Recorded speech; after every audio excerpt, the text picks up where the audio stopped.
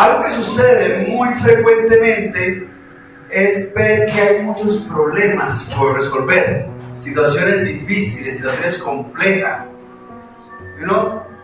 Esos momentos de reunión en la casa de Dios para orar, para interceder, tienen ese propósito. Orar para pedir a Dios de su ayuda, de su socorro, de su amparo, para poder solucionar situaciones difíciles. ¿Y pasamos por situaciones difíciles? Sí, ¿cierto? Y a veces bastante seguidas. Y a veces es complejo. Y si nosotros miramos, muchas veces esos problemas, esas dificultades son tan fuertes o tan pesados que terminan por agobiarnos. Nosotros debemos tener claro que estamos en la búsqueda de hacer la voluntad de Dios para agradarle a Él. Y a veces las situaciones difíciles nos ponen a prueba para saber si podemos continuar en la búsqueda de Dios para hacer su voluntad, o sencillamente las fuerzas me abandonan y no soy capaz. Y ese es un asunto bastante común.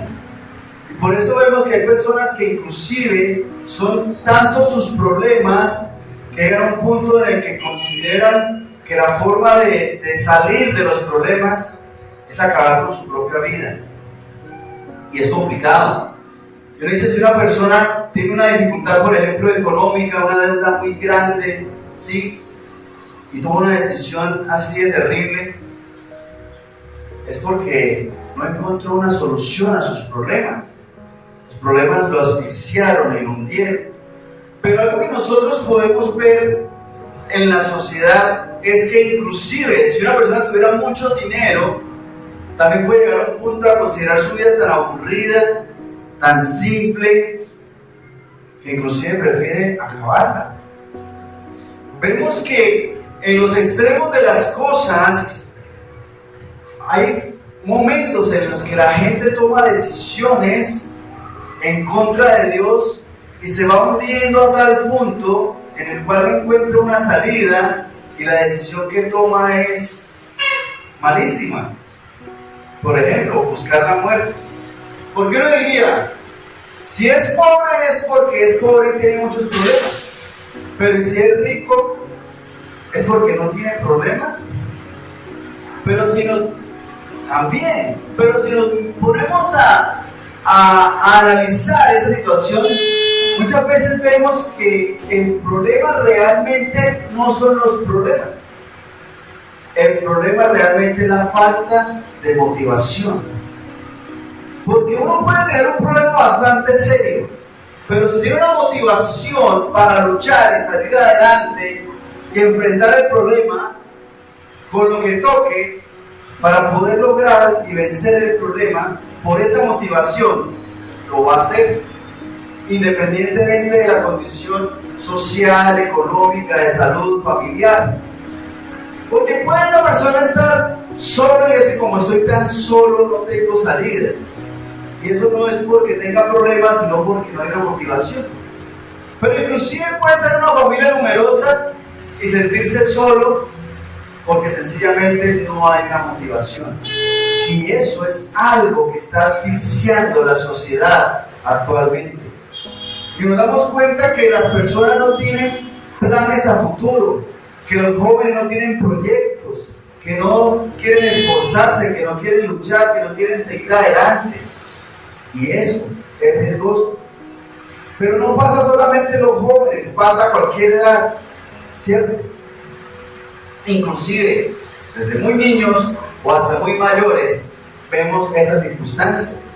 Y vamos a buscar en nuestras Biblias el libro de Hebreos, capítulo 10, el verso 23. Dice, mantengamos firme, sin fluctuar, la profesión de nuestra esperanza, porque fiel es el que prometió. Ese es el asunto. Nosotros tenemos una situación muy común como personas, y es que somos fluctuantes.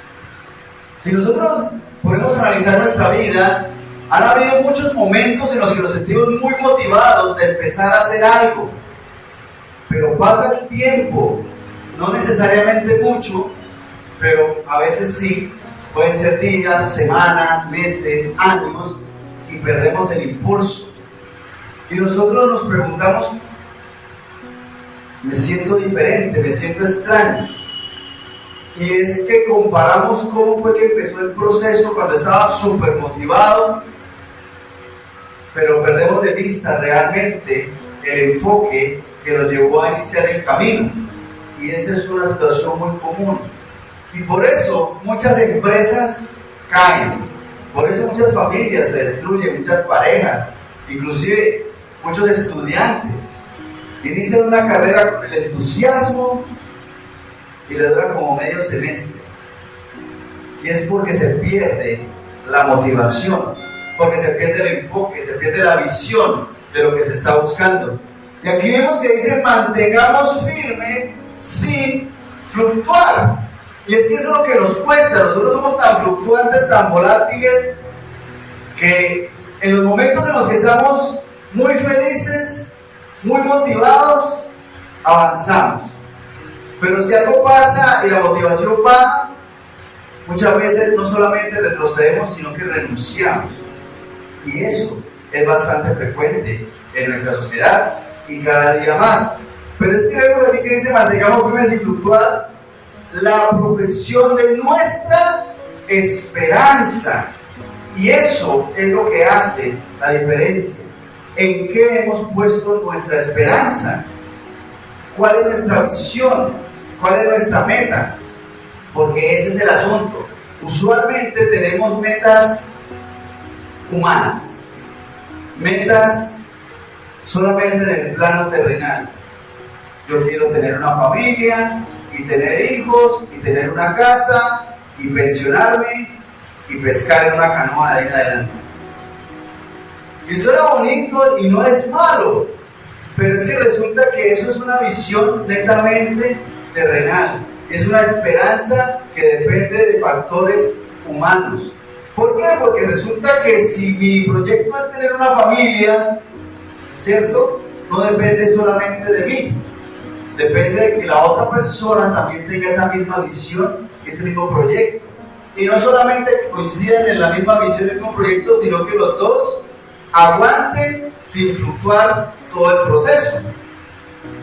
Y eso es algo que nosotros individualmente posiblemente lo podamos definir, pero no podemos obligar al otro a que lo haga. Inclusive algo que se sale de nuestras manos, las condiciones de salud, ¿sí? Si la otra persona fallece, se me acaba ese sueño, ese plan, y esa fluctuación es terrible y puede llegar inclusive a destruir la vida de una persona. Son cosas que, aunque parecen cotidianas, no las pensamos, no las reflexionamos, porque sencillamente estamos viviendo el día a día y no tenemos una visión concreta, o sencillamente no sabemos, porque dice sin fluctuar la profesión de nuestra esperanza, porque fiel es el que prometió. Y aquí está hablando del Señor. Y ese punto realmente es el que hace la gran diferencia en nuestras vidas, pero no solamente en nosotros, sino en nuestras familias, en nuestras generaciones y en nuestra sociedad. ¿Por qué? Porque es que resulta que si mi esperanza la estoy manejando como una profesión, como dice ahí, firme y sin fluctuar, pero enfocado en Dios, las demás cosas puede que se den, como puede que no, pero eso, aunque sí me va a importar y de pronto me va a doler, no me va a detener. Y eso es lo que hace la diferencia. Porque ¿qué sucede? Vamos a enfrentar problemas, ¿sí o no? Sí, y siempre los vamos a ganar. No sabemos, esperamos en Dios que sí, pero no siempre. Por ejemplo, la muerte. Hoy estoy como muy mortuorio. Pero por ejemplo la muerte es algo que en esencia lo tenemos casi que fijo. A no ser de que el Señor llegue antes y nos rapte al cielo. Pero es algo que uno prefiere no comentar, no hablar, un tema que prefiere uno no tocar. Pero es algo que se sale totalmente de nuestras manos. Y aunque sea algo tan natural, es algo terrible, tanto como persona como sociedad. Y ese es el asunto, hay muchas cosas que se nos van a salir de las manos. Y uno puede pensar, pero es que la muerte es un problema bastante serio, ¿no? ¿Cómo lo solucionamos? ¿Cómo lo resolvemos? ¿Qué esperanza hay después de eso? Y ese es el asunto. Entonces no nos damos cuenta que nuestra esperanza real está en Dios. Nuestra esperanza real a futuro es Dios, pero no es al futuro lejos, sino es al futuro cercano. Ya. Porque ¿qué sucede? Resulta que si yo tengo una enfermedad y estoy con Dios, puedo enfrentarla. Así me duela, así me cueste, así sea difícil. Si tengo un problema en la familia y estoy enfocado en Dios, lo puedo resolver, ¿sí? Por lo menos en lo que corresponde a mí. Cuando hay una discusión entre dos, pues depende de los dos, ¿sí o no? Usted puede tener toda la buena voluntad de resolverlo, pero la otra persona también debe tener participación en eso. Pero por lo menos en lo que corresponde a mí, si mi esperanza está en Dios firme, sin fluctuar, entonces puedo avanzar. No me estanco, pero sobre todo no renuncio. ¿Qué dice el siguiente versículo, el 24? Y considerémonos unos a otros para estimularnos al amor y a las buenas obras. Y ese es el asunto. ¿Cómo será de bueno Dios que sabe que en nuestras familias, en nuestros trabajos, en nuestro estudio, en nuestra sociedad, en nuestra comunidad van a haber problemas y van a haber diferencias y situaciones difíciles de manejar? Y por eso el Señor nos llama a su casa, a su familia. ¿Por qué? Porque, por ejemplo, nosotros estamos hoy aquí y muy seguramente cada uno de nosotros tiene situaciones difíciles que resolver en sus casas, en sus hogares, en su trabajo, donde quiera que esté. Pero nosotros hoy aquí estamos con una misma misión y con un mismo propósito y con un mismo enfoque que es Dios. Porque tenemos la certeza de la salvación y la vida eterna en Dios. Y eso nos da paz, porque vamos a vivir eternamente con Dios. Por eso nuestra lucha es para que las demás personas también reciban de ese amor de Dios y también tengan esa esperanza en Dios.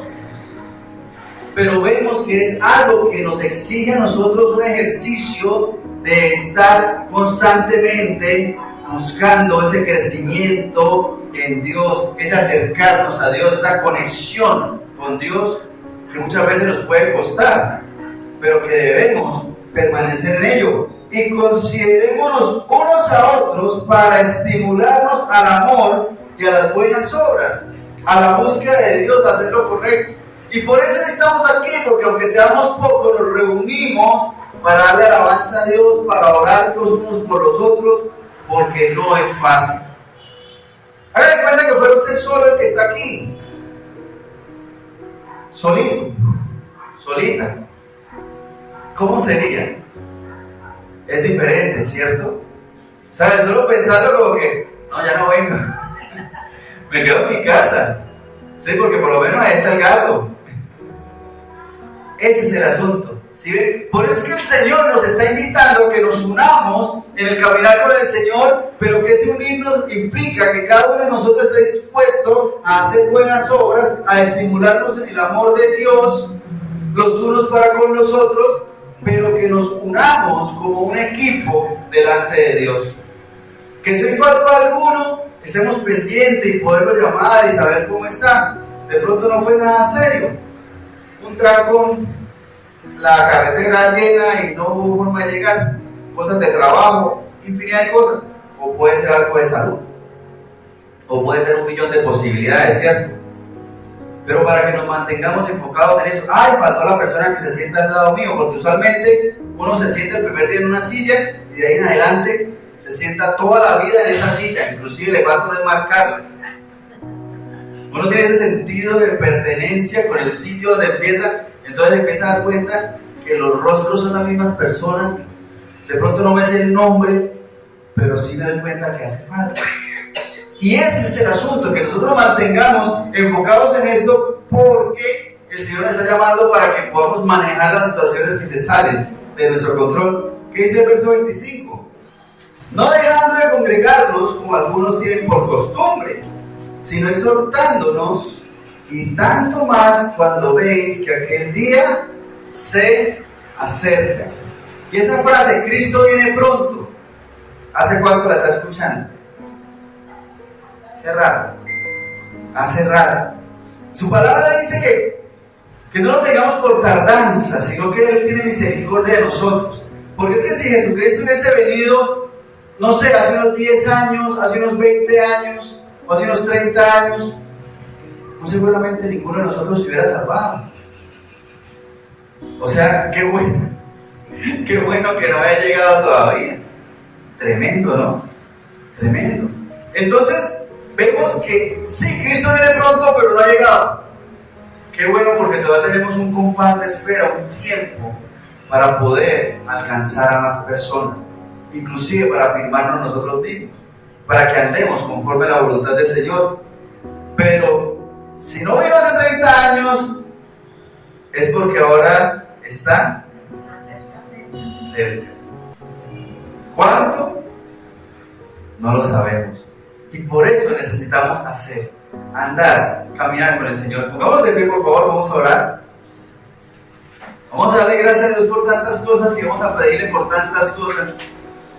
Así que pongámonos en oración delante del Señor. Señor Dios Santo, Rey Todopoderoso, a ti la alabanza, a ti la honra, a ti la adoración. Gracias porque tú no nos dejas solos, Señor, porque aunque hayan dificultades de pronto en nuestros hogares, de pronto en nuestras empresas, en nuestras familias, Señor Santo, en nuestra ciudad, en nuestro barrio, en nuestras casas, oh Señor Dios Santo, en el lugar donde estamos, en el sitio de estudio, oh Señor, tú nos muestras que hay una esperanza en ti, Señor eterno, una esperanza eterna que no fluctúa con las circunstancias, que no cambia a pesar de la persona que está a nuestro lado. Oh Señor, si alguno enferma, si alguno fallece, oh Señor Dios Santo, si alguno se va o si alguno llega, tú, Señor Dios Santo, Rey de los cielos, nos has puesto una visión en ti, una esperanza en ti que es eterna, que no fluctúa.